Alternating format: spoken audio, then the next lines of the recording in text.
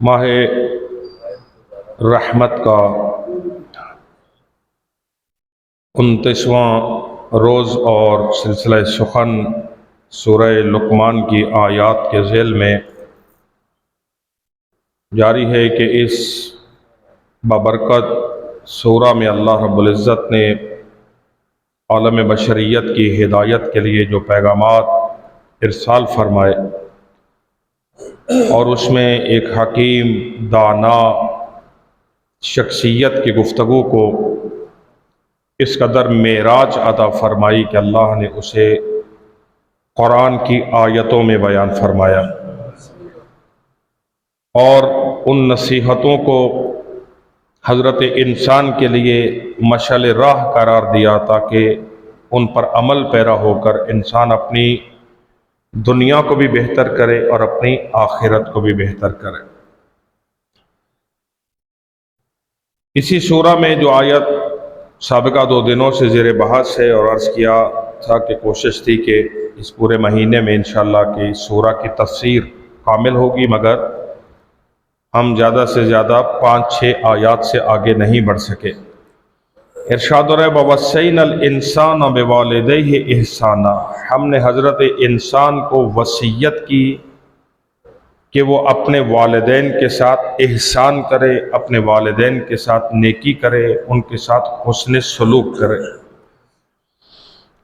और इस एहसान को खुदा ने फिर आगे बयान भी किया कि क्यों करे। हमलतहु उम्मुहु वहनन अला वहनन, कि इस बात का इदराक करो कि तुम्हारी माँ ने तुम्हें हमल किया, तुम्हारी माँ ने तुम्हारा बोझ उठाया इस अंदाज से कि वहनन अला वहनन, एक मुशक्क़त से दूसरी मुशक्क़त में मुंतकिल होते होते उसने 9 महीने बराबर तुम्हें अपने वजूद के अंदर परवान चढ़ाया और हमल किया है, तुम्हें उठाया तुम्हें। वफ़िसालहु आमैन, और फिर जब तुम दुनिया में आ गए तो 2 साल बराबर उसने तुम्हें दूध पिलाया। निश्कुरली वाले वालिदैक, अब इस एहसान पर तुम क्या करो कि तुम मेरा भी शुक्रिया अदा करो और अपने वालिदैन का भी शुक्रिया अदा करो।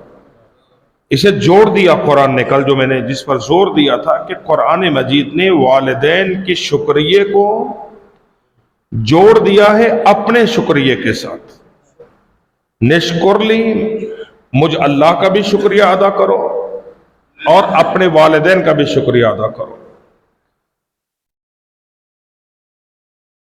एहतराम वालिदैन और वालिदैन के साथ हुस्न सलूक, कल जैसा अर्ज किया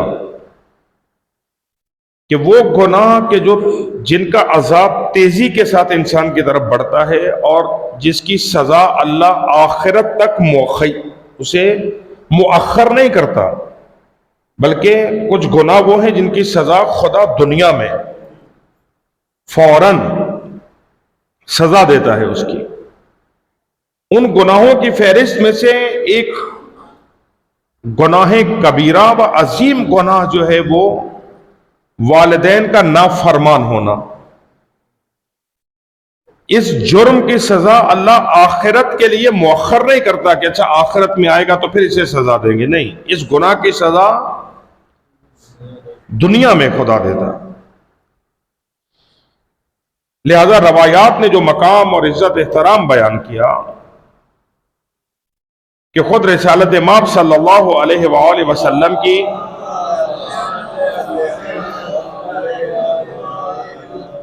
हदीस शरीफ के अंदर जो नकल हुए अल्फाज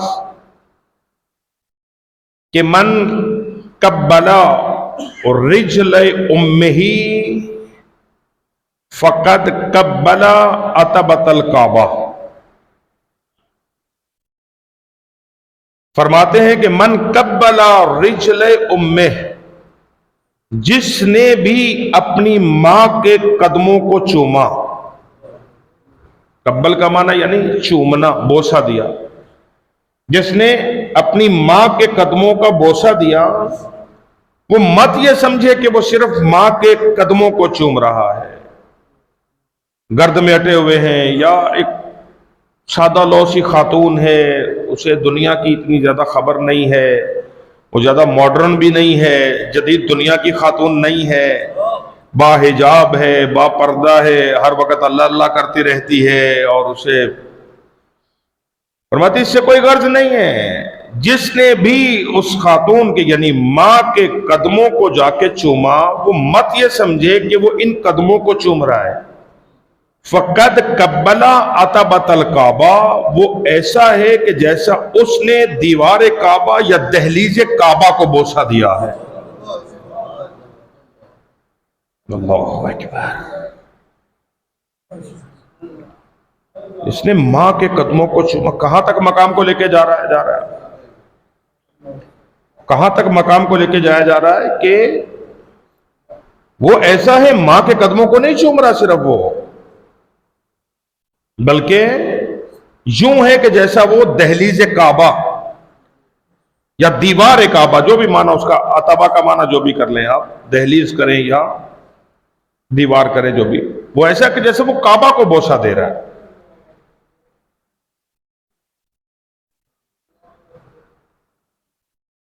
پھر کسی اور منزل پر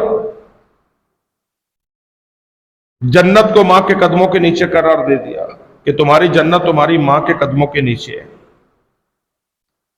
والد کے حوالے سے کل حدیث نقل کی آپ کی خدمت میں کہ والد کی دعا کے بارے میں کہا گیا کہ دعا الوالد للولد، والد کی، باپ کی دعا اولاد کے لیے ایسا ہے قد دعا النبی فی امتہ، جیسے ایک نبی اپنی امت کے لیے دعا کرتا ہے، اسی طرح والد کی دعا خدا کی بارگاہ میں وہی مقام رکھتی ہے۔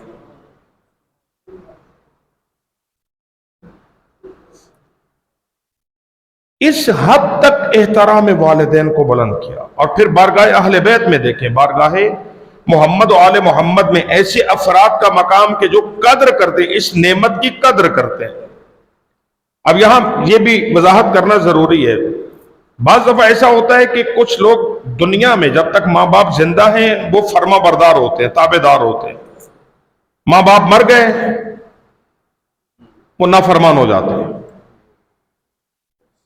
آق ہونے کا سلسلہ فقط دنیا تک نہیں ہے، بعض تو وہ ہیں جو دنیا میں ماں باپ زندہ ہیں تو وہ آق ہو جاتے ہیں، بعض ہے کہ ماں باپ دنیا سے چلے گئے اور اس کے بعد اولاد آق ہو جاتی ہے۔ کہ یہ کیسے ہوگا، ماں باپ دنیا سے چلے گئے اب وہ آق کا نہیں، اللہ آق کر دیتا ہے۔ اگر مرنے کے بعد مثلا ماں باپ دنیا سے چلے گئے اور اس اولاد نے اپنے والدین کو فراموش کر دیا، نہ کبھی ان کے لیے فاتحہ، نہ کبھی ان کے لیے کوئی درود، نہ کبھی کوئی صالح ثواب، نہ کبھی کوئی کار خیر، بالکل فراموش کر دیا، تو اللہ اس اولاد کو آق کر دیتا ہے کہ یہ ان کی اولاد ہی نہیں ہے۔ اور بعض لوگ ایسا ہوتا ہے کہ وہ دنیا میں جب تک ماں باپ زندہ ہوتے ہیں وہ نافرمان ہوتے ہیں، مگر ماں باپ مرتے جاتے ہیں تو وہ فرما بردار ہو جاتے ہیں۔ تو معلوم یہ ہوا کہ والدین کے حقوق کا تعلق فقط ان کی زندگی تک نہیں ہے، بلکہ بعد از مرگ، دنیا سے جانے کے بعد بھی ماں باپ کے حقوق اسی طرح سے اولاد پر عائد رہتے ہیں کہ وہ مرنے کے بعد ان کا حق ادا کرے۔ رسول خدا صلی اللہ علیہ وآلہ وسلم کی ایک صلوات ہے ذرا محمد و اہل بیت محمد پر۔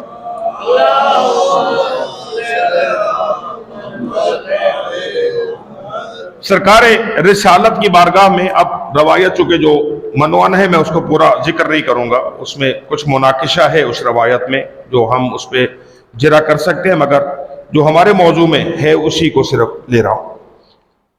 رسول اللہ کی بارگاہ میں خاتون آتی ہے، اور جیسے ہی وہ خاتون آئی تو خدا کے رسول نے فوراً اس کے لیے چادر بچھائی، چادر بچھا کے احتراماً کھڑے ہو گئے اس عورت کے لیے اور اسے عزت کے ساتھ بٹھایا اور احترام کیا اس کا۔ اب آپ تصور کر سکتے ہیں کہ جس خاتون یا جس شخصیت کے لیے رسالت مآب احتراماً کھڑے ہو رہے ہیں،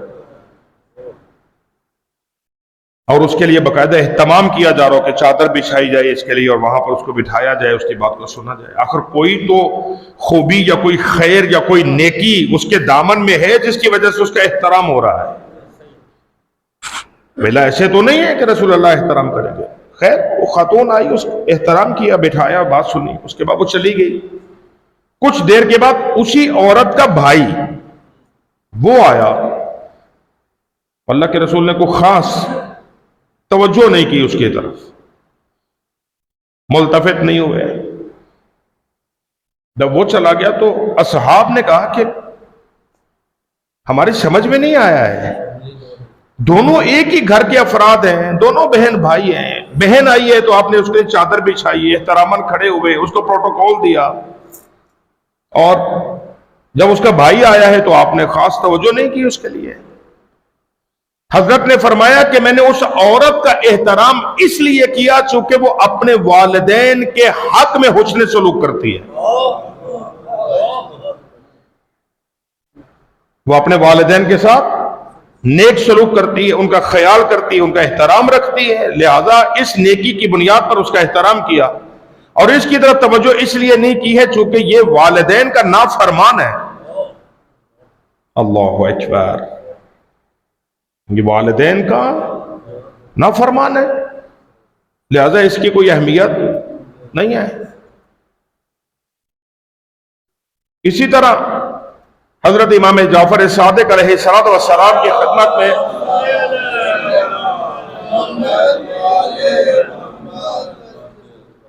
ایک شخص آتا ہے اور وہ آ کے امام علیہ السلام سے کہتا ہے کہ جی میرا بیٹا ہے اسماعیل، تو مولا وہ میری بڑی خدمت کرتا ہے، میرے ساتھ بڑی محبت سے پیش آتا ہے، بڑا حسن سلوک کرتا ہے۔ جب امام نے یہ لفظ سنے تو حضرت فرماتے ہیں کہ اس کا احترام میرے دل میں پہلے بھی تھا، تیرے بچے کا احترام میرے دل میں پہلے بھی تھا، مگر اس نیکی کے بعد اس کی محبت مزید میرے دل میں بڑھ گئی ہے، اس کی محبت میں مزید، وہ جو تیرے ساتھ حسن سلوک کر رہا ہے اس کی محبت مزید میرے دل میں اس کا اضافہ ہو گیا ہے۔ اور جہاد کے حوالے سے کل جو روایت میں نے عرض کی آپ کی خدمت میں کہ جوان ہے اور وہ آتا ہے اور آگے کہتا ہے کہ یا رسول اللہ میرا دل تھا میں آپ کے ساتھ جہاد پہ جاتا اور آپ کا ہم رکاب ہوتا اور دشمنان خدا کے ساتھ جنگ کرتا، مگر میرے والدین ضعیف ہیں، میرا ان سے جدا ہونا ان کے لیے مشکل ہے۔ تو یہاں پر رسول اللہ کیا فرما رہے؟ فرماتے کہ تمہارا اپنے والدین کے ساتھ، غور فرمائیے گا ذرا، تمہارا اپنے والدین کے ساتھ رہنا اور ایک رات ان کے ساتھ بسر کرنا اللہ کی راہ میں 1 سال کے جہاد سے افضل ہے۔ 1 سال کے جہاد سے افضل ہے کہ ایک رات جو تو والدین کے ساتھ رہ کر ان کی خدمت کرے گا، یہ تیرا ان کی خدمت میں رہنا، حسن سلوک کرنا، احترام ان کا کرنا۔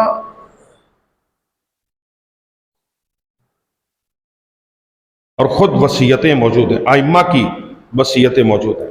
میں ابھی آنے سے پہلے کچھ روایات کو دیکھ رہا تھا، جب اس میں ایک واقعہ، ایک بزرگوار ہے مرجع علی قدر سابقہ زمانے میں نجف کے علماء میں سے، غالباً ان کا نام شیخ مہدی قزوینی، وہ نقل کرتے ہیں، انہوں نے ایک روایت کو نقل کیا ایک شخص کے بارے میں، کہ وہ حمام میں کام کرتا تھا۔ ابھی ہمارے ہاں حمام وہ پرانے زمانے میں شاید آپ لوگوں کو تو یاد ہوگا جب وہ نہانے کے لیے بھی وہاں جایا کرتے تھے لوگ، ابھی تو سلسلہ نہیں، اب جدید ہو گیا معاملہ سارا۔ تو مگر ایران میں یا عراق، وہاں عربوں میں، وہاں حمام کا تصور کچھ اور ہے، ٹھیک ہے، وہاں پہ ابھی تو خیر وہاں پہ بھی چینج ہو گیا کلچر، لیکن پہلے تھا کہ ایک حمام کا سلسلہ کہ وہاں جاتے تھے، وہ مالش کرنے والا ہے، وہ مالش کرے گا، پھر سارا پھر وہاں پہ غسل کیا کہ ایک شخص ہے وہ وہاں پر مالش کا کام کرتا ہے، حمام میں مالش کا کام کرتا ہے اور اپنے والدین کی خدمت، پورا ہفتہ والدین کی خدمت بھی کرتا ہے، ساتھ وہاں محنت بھی کرتا ہے، مگر بدھ کو، شب بدھ یعنی منگل اور بدھ کی درمیانی رات یہ ایک رات وہ اپنے والدین کے ساتھ نہیں ہوتا، یہ چلا جاتا ہے کہ مسجد سہلہ میں چلا جاتا ہے۔ مسجد سہلہ جو عراق میں موجود ہے، جسے جو ہے وہ باقاعدہ حضرت اپنا مسکن آ کے جس کو قرار دیں گے، گھر، یعنی امام زمان علیہ الصلوۃ والسلام جب ظہور فرمائیں گے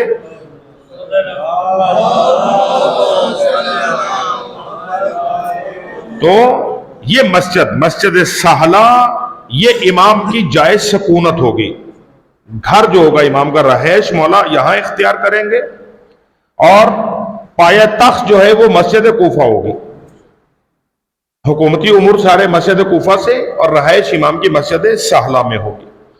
یہی وجہ ہے کہ علماء کے جدید فتاوی میں پہلے تو یہ کہا گیا تھا کہ مسجد کوفہ میں زائر کو یا مسافر کو اختیار ہے کہ وہ نماز پوری پڑھے یا قصر پڑھے، لیکن زیادہ فضیلت ہے کہ مسجد کوفہ میں نماز پڑھنے کا موقع ملے تو وہاں نماز کو قصر کر کے نہ پڑھے، فضیلت زیادہ یہ ہے کہ وہ اسے پورا پڑھے، یعنی استحباب ہے، اس میں مستحب ہے کہ اسے پورا پڑھے۔ جدید فتاوی میں کہا گیا کہ مسجد کوفہ بھی، مسجد سہلہ بھی، وہاں پر بھی باقاعدہ، وہاں مسجد سہلہ میں انبیاء کے مصلی موجود ہے، اور پھر اعمال ہے کہ ہر مصلی پہ 2 رکعت نماز، تو وہ، لیکن بہرحال جو پاکستان میں نماز نہیں پڑھتے وہ وہاں جا کے کیا پڑھتے ہیں، وہ وہاں بھی نہیں پڑھتے، اور اسے نماز پڑھنے تھوڑی آئے ہیں کوئی۔ اسی طرح مسجد کوفہ میں، مسجد کوفہ کی بہت بڑی فضیلت ہے، اور سمجھے کہ قدیم ترین، اسلام کی قدیم ترین مساجد میں سے مسجد کوفہ، کہ جس کا تذکرہ باقاعدہ سفر معراج میں جس کا تذکرہ موجود ہے، کہ سفر معراج کے دوران پیغمبر خدا کی سواری وہاں اتری ہے، اور وہاں پر باقاعدہ رسول خدا کا مصلی موجود ہے، جہاں پہ پیغمبر خدا نے 2 رکعت نماز ادا کی۔ مسجد کوفہ میں پیغمبر خدا نے نماز ادا کی، جبریل کا مصلی ہے، جبریل نے نماز ادا کی، اور پھر باقاعدہ مقامات اس میں موجود ہیں کہ یہاں پر مولا متقیان یا سرکار جناب دین مولا صادق علیہ السلام اور انبیاء کے مصلی موجود ہے، جہاں پر کہیں 4 رکعت نماز ہے، کہیں 2 رکعت نماز ہے، اس طرح کر کے۔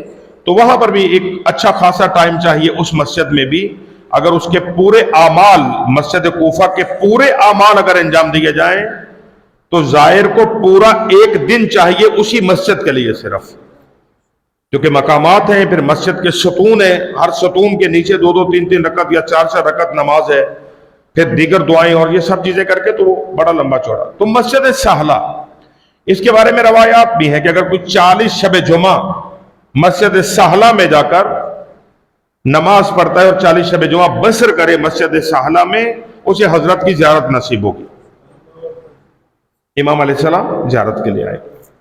اب یہ شخص جس سے نقل ہو رہی روایت، وہ آقا نے نقل کی، فرماتے کہ وہ یہ شخص اب منگل اور بدھ کی درمیانی رات مسجد سہلہ جاتا ہے، پوری رات مسجد سہلہ میں بسر کرتا ہے، اور والدین پیچھے گھر میں اکیلے ہوتے ہیں۔ یہ کہتا ہے کہ ایک شب مجھے تھوڑی تاخیر ہو گئی جانے میں، اور چاند کی روشنی بھی پھیلنے لگی، تاریکی بھی کم ہوگی رات کی، لیکن بہرحال میں نے سفر اپنا جاری رکھا کہ اثنائے راہ میں ایک اعرابی گھڑ سوار وہ میرے قریب آیا، تو کہا میں نے سمجھا کہ یہ کوئی چور ہے، ڈاکو لٹیرا ہے، لوٹنے کے لیے آیا ہے، تو اس نے میرے قریب سواری لا کے تو ایک بدوی زبان میں میرے ساتھ گفتگو کی۔ بدوی زبان یعنی جو جنگلوں میں رہنے والے افراد بولتے تھے، اس زبان میں میرے ساتھ گفتگو کرنا شروع کی کہ کہاں جا رہے ہو؟ کہا کہ میں نے بتایا مسجد سہلہ جا رہا ہوں۔ تو کہا انہوں نے پوچھا کہ تیرے پاس کھانے میں کیا ہے؟ میں نے کہا جی میرے پاس کچھ بھی نہیں ہے۔ بس تھوڑا سخت لہجے میں انہوں نے کہا کہ نہیں، اپنی پاکٹ میں ہاتھ ڈال کے دیکھو، جیب میں ہاتھ ڈالو، دیکھو کیا ہے۔ میں نے کہا جی کچھ بھی نہیں، مگر جب انہوں نے شدت سے کہا تو میں نے جیب میں ہاتھ ڈالا تو کچھ کشمش کے دانے نکلے۔ کہا وہ میں نے صبح اپنے بچوں کے لیے خریدی، مگر میں فراموش کر گیا، مجھے یاد ہی نہیں کہ میں نے وہ چیز خریدی ہوئی ہے۔ کہا وہ میں نے ان کے ہاتھ میں رکھی کہ میرے پاس یہی ہے صرف۔ اب جب وہ جانے لگے تو اب انہوں نے فرمایا کہ اوصیکم بالعود، بدوی زبان میں عود والدین کو کہتے ہیں. اب وہ جاتے جاتے مجھے کہہ گئے کہ میں تمہیں وصیت کرتا ہوں تمہارے والدین کے متعلق. کہ اتنا کہا اور سواری تھوڑی آگے بڑھی اور وہ نظروں سے اوجھل ہو گئے. کہ میں نے سمجھ لیا اس اشارے کو کہ یہ کوئی اور نہیں ہے، میرے زمانے کا امام ہے، اور امام علیہ السلام اس بات کو پسند نہیں کر رہے کہ میں اپنے والدین کو چھوڑ کے مسجد سہلہ میں آگے بندگی کروں. تو اس کے بعد میں نے مسجد سہلہ میں جانا ترک کر دیا. اس حد تک وصیت، یعنی اہل بیت اس حد تک. اور عرض کی آپ کی خدمت میں کہ حق جو ہے والدین کا وہ جہاں دنیا میں رہتا ہے وہیں پر ان کے دنیا سے جانے کے بعد بھی ان کے حقوق اسی طرح سے ہیں. مثلا دنیا میں اگر ہیں تو کیا کیا، تو قرآن نے حقوق بیان کیے جو سورہ مبارکہ بنی اسرائیل کے اندر قرآن مجید میں تفصیلاً یہ آیت ذکر ہوئی کہ وَقَضَىٰ رَبُّكَ أَلَّا تَعْبُدُوا إِلَّا إِيَّاهُ وَبِالْوَالِدَيْنِ إِحْسَانًا، کہ اللہ نے فیصلہ کر دیا کہ بندگی خدا کے سوا کسی کی نہیں ہو سکتی اور اپنے والدین کے ساتھ نیکی کرو. وَحْفِظْ جناح الذل من الرحمہ، ان کے سامنے اپنے شانوں کو جھکائے رکھنا، کبھی بھی اکڑ کر سینہ تان کر آنکھوں میں آنکھیں ڈال کر کبھی بات نہ کرنا. ان کے سامنے اپنے شانے ذلت کے ساتھ، وَحْفِظْ جناح الذل من الرحمہ، ذلت کے ساتھ اپنے شانوں کو ان کے سامنے جھکائے رکھنا. اور جب بھی بات کرنا ان کے ساتھ نرم لہجے کے ساتھ بات کرنا. اگر یہ دونوں بوڑھے ہو جائیں یا ایک بوڑھا ہو جائے تو خبردار کبھی جھڑکنا نہیں. فَلَا تَنْهَرْهُمَا، انہیں کبھی جھڑکنا بھی نہیں. وَلَا تَقُلْ لَهُمَا اُف، اور کبھی بھی ان کے سامنے اف بھی نہ کہنا. حقوق اب قرآن بیان کر رہا ہے کہ حقوق کیا ہے. اسی لیے منع کیا کہ کبھی بھی والد کو اس کے نام کے ساتھ مت پکارو، باپ سے آگے مت چلو. اگر باپ اور بیٹا دونوں یا اولاد سفر کر رہی باپ کے ساتھ تو باپ سے آگے مت چلو.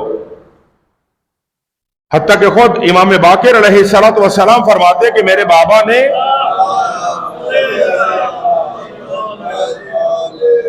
فرماتے کہ میرے بابا یعنی چوتھے امام نے کہا کہ دیکھا کہ ایک جوان اپنے والد کے ساتھ جا رہا ہے اور جوان نے اپنا بازو، اپنا ہاتھ اپنے باپ کے کاندھے پہ رکھا ہوا ہے، یعنی وہ باپ کا سہارا لے کے جا رہا ہے. کہ میرے بابا کو یہ بات اتنی ناگوار گزری کہ پھر پوری زندگی میرے والد نے کبھی اس جوان کے ساتھ بات نہیں کی کہ یہ تم نے توہین کی ہے. اور پھر کہا کہ سیرت امام میں، چوتھے مولا کی سیرت میں فرماتے کہ میں ایک دسترخوان پر بیٹھ کر اپنی ماں کے ساتھ کھانا نہیں کھاتا.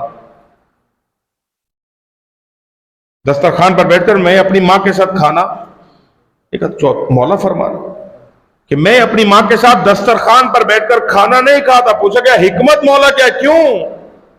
کہ اس لیے ممکن ہے کہ دسترخوان پر ایک لقمہ باقی بچ جائے اور اس لقمے کی طرف میری ماں کا بھی ہاتھ بڑھے اور میرا بھی ہاتھ بڑھے. تو میں نہیں چاہتا کہ میری خواہش میری ماں کی خواہش پر مقدم ہو جائے.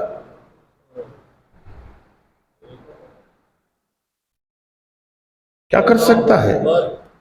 یعنی کس حد تک اللہ رب العزت نے اہمیت دی ہے. توجہ کیجئے گا، کس حد تک خدا نے اہمیت دی ہے.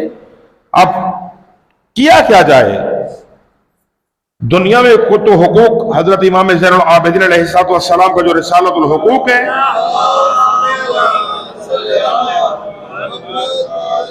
اس میں بھی امام علیہ السلام نے حقوق بیان کی، مگر وہ اس طرف جاؤں تو لمبا وقت چاہیے ہوگا اور طویل بات ہو جائے گی کافی. اس میں مولا نے حقوق بیان کی ہے کہ ماں کا تم پہ حق کیا ہے، باپ کا تم پہ حق کیا ہے، مگر قدر مشترک میں کیا فرمایا کہ اس قدر محتاط رہنا کہ کبھی بھی والدین کو اپنی ضرورت تمہارے سامنے بیان نہ کرنی پڑے. ان کی ضرورت سے پہلے، بولنے سے پہلے تم اتنے متوجہ ہو کہ انہیں کس موقع پر کیا چاہیے. اور حتیٰ ولایت دیکھیں، خدا نے مقام کس قدر بلند رکھا ہے کہ اولاد اگر باپ کے مال میں تصرف کرنا چاہے، مثلا ابا جی کی پاکٹ میں سے کچھ پیسے چاہیے، بیٹے کو حق نہیں ہے، وہ پہلے اجازت طلب کرے، اس کے بعد جا کے وہاں سے استفادہ کرے. تو اولاد کو حق نہیں ہے کہ وہ ماں باپ کی اجازت کے بغیر ان کے مال میں تصرف کرے. پہلے اجازت لیں گے، بعد میں تصرف کریں. مگر اللہ نے والد کو یہ حق عطا کیا ہے کہ وہ بیٹے کے مال میں بغیر اجازت تصرف کر سکتا ہے. آج معاملہ الٹا ہے. آج معاملہ الٹا ہے کہ ایک تو ویسی ہی اولاد کنگلی ہے، کام ہی نہیں کر رہے ہیں، وقت ہی نہیں ہے، ویل مصروف، ٹائم نہیں ہے جی ہمارے پاس. آپ کیا کرتے ہیں؟ کہا کہ یہی تو کرتے ہیں کہ ہم کچھ نہیں کرتے. یہ تھوڑا ہے ابھی، اس سے بڑی مصروفیت کیا ہے اور کہ ہم کچھ بھی نہیں کرتے ہیں. اور اگر جو ہے وہ اللہ نے نواز دیا ہے تو پھر بچہ جو ہے وہ ماں باپ پہ پریشر رکھتا ہے کہ میں آپ کے بوجھ اٹھاتا ہوں، آپ کے اخراجات میرے ذمہ ہیں، میں کفالت کر رہا ہوں آپ کی. بات کرتے ہو کہ تھوڑا خیال کیا کیجئے. اللہ اکبر، اللہ منع کیا روایات میں کہ اتنے ترش رو نہ ہو جانا، اتنے تند خو نہ ہو جانا کہ یہ اپنی ضرورت کو بیان کرتے ہوئے تمہارے سامنے ڈریں کہ پتہ نہیں کیا سلوک ہوگا آگے سے.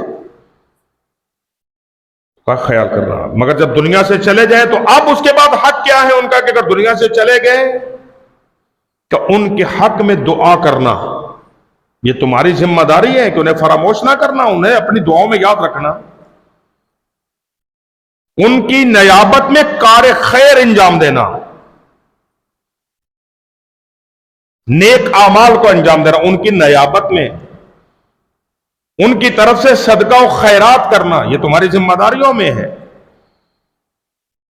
حتیٰ پوچھا گیا آیت اللہ سستانی اور باقی بھی مراجع سے کہ کیا ایسا ممکن ہے کہ میتوں کو تو ہم ہدیہ کرتے ہیں مگر کیا زندوں کو بھی ہدیہ کیا جا سکتا ہے؟ تو آگا فرماتے ہاں، تم اپنے مستحب اعمال میں اپنے زندہ والدین کو شریک کر سکتے ہو. مثلا میں تلاوت قرآن کر رہا ہوں اور والدین زندہ ہیں تو نیت کرے ساتھ کہ پروردگار جہاں اس تلاوت کا ثواب میرے نام اعمال میں ہے وہیں پر میرے والدین کے نام اعمال. جہاں پر بچہ اگر توفیق نصیب ہوئی ہے اور وہ زیارات پہ تشریف لے گیا ہے تو وہاں پر اکیلا ذریعوں کو بوسے نہ دیتا پھرے، وہاں اپنے والدین کو، اپنے زندہ مردہ سب رشتہ داروں کو شامل کرے، اس میں مومنین کو شامل کرے. اس میں کا دعا، والدین کے لیے دعا کرنا، بات میں انہیں یاد رکھنا، ان کی خاطر صدقہ دینا، خیرات کرنا، ان کی نیابت میں کار خیر انجام دینا، کہ یہ ان کا حق ہے اپنی اولاد پر زندگی میں بھی اور دنیا سے جانے کے بعد بھی. اگر یہ حق ادا کیا تو خداوند متعال قبول کرے گا، وَإِلَّا خود بس گفتگو تمام کروں حضرت موسیٰ علیہ السلام کے جملے پر کہ حضرت موسیٰ علیہ السلام نے خدا کی بارگاہ میں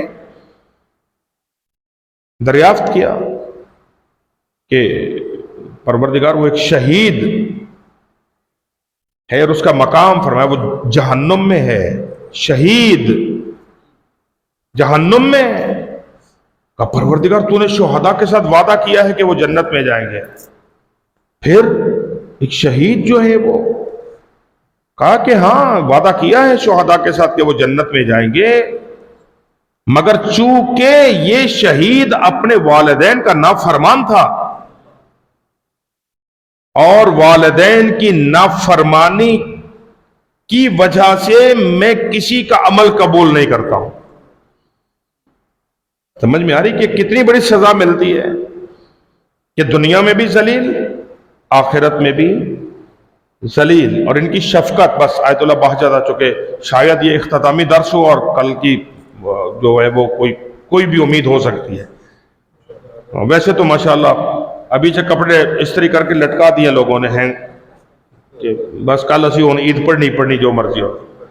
ٹھیک ہے، ابھی سے پتہ نہیں رات سے کتنے میسج آئے جی ہاں جی کل کیا ہونے والا ہے. وہ اللہ کے بندہ عالم الغیب نہیں ہے بھائی، نہیں ہوئی نا، وہاں چاند نظر نہیں آیا.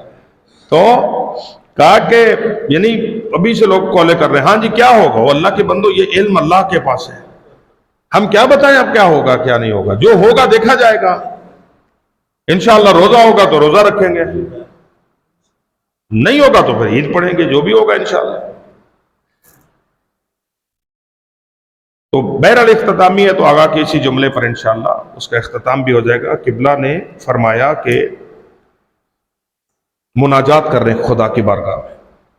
آیت اللہ بہجت مناجات کر رہے ہیں خدا کی بارگاہ میں اور فرما رہے ہیں پروردگار جب میں چھوٹا تھا، بہن بھائیوں میں چھوٹا تھا، تو کھانا کھا رہا ہوتا تھا، دسترخوان پہ بیٹھے سب کھانا کھا رہے ہوتے تھے، تو میں بچہ تھا، میری رفتار کم ہوتی تھی کھانے میں، تو باقی بڑے بہن بھائی کھانا جلدی ختم کر لیتے تھے اپنا، میرا بھی کھانا باقی رہتا تھا.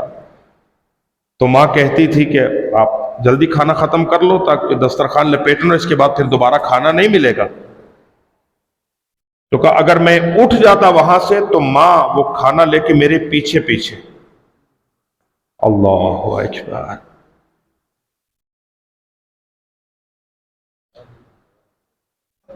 کہ وہ ماں کھانا لے کے پیچھے پیچھے ہوتی تھی کہ بیٹا ایک آدھا لقمہ مزید کھا لو، ایک اور لقمہ کھا لو، اپنی شفقت کی بنیاد پر کہ ایک لقمہ اور کھا لو، ایک لقمہ اور کھا لو. کا پروردگار وہ ماں میرے پیچھے پیچھے بھاگتی تھی کہ میرا بچہ بھوکا نہ رہ جائے. کا پروردگار ہم بھی تیرے دسترخوان پہ 30 دن مہمان رہے ہیں، مگر متقین اپنے حصے کا لے کے اٹھ گئے، مسبحین لے کے اٹھ گئے، توابین لے کے اٹھ گئے. میں گناہگار تھا، میں نہیں حاصل کر سکا. پروردگار وہ تو ماں تھی نا، تو 70 ماؤں سے زیادہ شفیق ہے. یہ آغا بہجت کی مناجات عرض کر رہا ہوں، مثال دے رہے ہیں کہ ماں ایسا کرتی تھی، وہ ایک ماں ہے، تو 70 ماؤں سے زیادہ شفیق ہے. پروردگار کچھ لمحے اور دے دینا، کچھ لمحے اور دے دے تاکہ رحمت کے کچھ لقمے، کچھ نوالے مزید حاصل کرنے میں شاید کامیاب ہو جائے. عزیزان گرامی، یہ ماہ قرآن تھا، ماہ اہل بیت، ماہ رحمت، ماہ دعا، ماہ توبہ، یعنی لاتعداد فضائل سمیٹے ہوئے یہ مہینہ ہمارے درمیان، جس کی اب آخری ساعتیں ہم بسر کر رہے ہیں. لمحہ فکریہ کیا ہے؟ لمحہ فکریہ یہ ہے کہ ہم اس سفرہ الہی کے جو مہمان رہے، اس میں ہم نے کتنا رزق رحمت کو حاصل کیا، کتنا رزق مغفرت کو حاصل کیا. جسمانی رزق تو شاید ہم نے بہت زیادہ حاصل کیا ہوگا، اس میں روح کتنی بیدار ہوئی، قلب کتنا صاف ہوا. ہم وہ جو نجاستوں میں گرے ہوئے جب خدا نے ہمیں بلایا تو ہم ان نجاستوں کو اپنے آپ سے دور کرنے میں کتنا کامیاب ہوئے. اب مثلا آج اگر اختتامی لمحہ آج ہو جاتا ہے مغرب پہ، تو گویا اس سفرہ الہی سے رخصت ہونے کا وقت ہے نا. آج ہمیں اٹھنا ہے اس دسترخوان سے. پھر تو گویا آج کی افطار میں جب ہم اٹھیں گے 29 یا 30 دنوں کی اس محنت کے بعد، ہم اپنے دامن میں کیا لے کے اٹھ رہے ہیں، وہاں سے کیا سمیٹ کے اٹھ رہے ہیں. لہذا پیغام قرآن کیا ہے کہ سارعوا الی مغفرۃ من ربکم وجنہ، خدا کی مغفرت اور اس کی رحمت کی طرف سرعت دکھاؤ، جلدی کرو.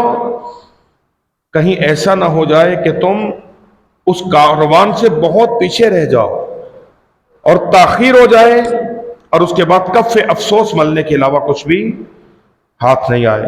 تو ان 29 دنوں کا پیغام یہی تھا کہ ہم سب اپنی آخرت کی طرف توجہ کریں. اس لیے کہ اس عالم کے بعد ایک دوسرا عالم ہے جس کی طرف جانا. اور یہی جناب لقمان کی نصیحتوں میں بھی اپنے بچے سے کہتے کہ بیٹا جب تم دنیا میں آ گئے ہو تو تمہاری پشت دنیا کی طرف ہے، تمہارا چہرہ آخرت کی طرف. تو جس کی طرف تم پشت کیے ہوئے ہو اس کو آباد کرنے سے زیادہ افضل یہ ہے کہ جدھر تمہارا منہ ہے اسے آباد کرنا. جس طرف تمہیں جانا ہے اسے آباد کرنا. اور یہ آخری لمحات ہمارے پاس وہی ہیں جس میں زیادہ کوشش کر سکتے ہیں ان آخری لمحات کے اندر کہ خدا بند متعال توفیق عنایت کرے کہ ہم ان افراد کی فہرست میں داخل ہونے میں کامیاب ہو جائیں کہ جنہوں نے اس مہینے میں اللہ رب العزت کو راضی کر لیا ہے، جو اپنی توبہ قبول کروانے میں کامیاب ہو گئے، جنہوں نے خدا کی رحمت کو سمیٹ لیا، مستحق رحمت قرار پائے، جنہوں نے سفرہ الہی سے کچھ نہ کچھ حاصل کیا. خدا ہمیں توفیق دے کہ ہم ان افراد کے اندر شامل ہو جائیں، خدا ہمارا شمار ان میں کرے. وَإِلَّا اگر ہم اس میں شامل نہ ہو سکے تو پھر بدبختی کے سوا کچھ ہاتھ نہیں آیا کہ پورا ایک مہینہ گزر گیا اور ہم اللہ کو راضی کرنے میں ناکام رہے، ہم خدا کو راضی کرنے میں کامیاب نہ ہو سکے، ہم اپنی توبہ قبول کروانے میں کامیاب نہ ہو سکے. اس سے بڑا اور موقع رحمت ہمارے پاس موجود نہیں ہے. خدا کی بارگاہ میں دعا ہے پروردگارا بحق قرآن و اہل بیت میرا مولا ہماری دعاؤں کو اپنی بارگاہ میں مستجاب فرما. بحق قرآن و اہل بیت ہمارے قلوب کو نور قرآن و نور معرفت اہل بیت سے منور فرما. بحق قرآن و اہل بیت ہمارے صغیرہ و کبیرہ گناہ معاف فرما. پروردگارہ بحق قرآن و اہل بیت اس ماہ رمضان کو ہماری زندگیوں کا آخری رمضان قرار نہ فرما. پروردگارہ اگر تیری حکمت کے تحت یہ ہماری زندگی کا آخری رمضان ہے تو پروردگارہ پھر ان مبارک ساعتوں کا واسطہ ہمیں کامیاب ہونے والوں میں قرار فرما. پروردگارہ ہمیں توبہ قبول ہونے والوں میں قرار فرما. پروردگارہ وہ تمام افراد کے جو تجھے راضی کرنے میں کامیاب ہوئے میرا مولا ہمارا شمار ان افراد میں فرما. پروردگارہ آتش جہنم سے ہمیں نجات عنایت فرما. پروردگارہ ہمارے مرحومین پر اپنی رحمتوں کو نازل فرما. پروردگارہ ہمارے مرحومین کو عالم برزخ میں نعمات جنت سے مستفید فرما. کریم اللہ ہم حقیر گناہگار فقیر لوگوں کی طرف سے میرا مولا دعا و مناجات و استغفار و تسبیح و تحلیل و صدقہ و خیرات و نماز و تلاوت قرآن و روزہ پروردگارہ جو بھی عمل خیر انجام پائے ہیں میرا مولا اپنے فضل و کرم کے ساتھ انہیں قبول فرما. میرا کریم اللہ اپنی بارگاہ سے بہترین جزا عنایت فرما. بار الہ بحق محمد و اہل بیت محمد یوسف زہرا کے ظہور میں تعجیل فرما. قلب امام زمان کو ہم سے راضی و خوشنود فرما. ربنا تقبل منا انک انت السمیع العلیم وتب علینا انک انت التواب الرحیم. اللہم صلی علی محمد و آل محمد وجل فرج آل محمد. سورۃ الفاتحہ. بسم اللہ الرحمن الرحیم الحمد للہ رب العالمین الرحمن الرحیم مالک یوم الدین نستعین اهدنا الصراط المستقیم صراط الذین انعمت علیہم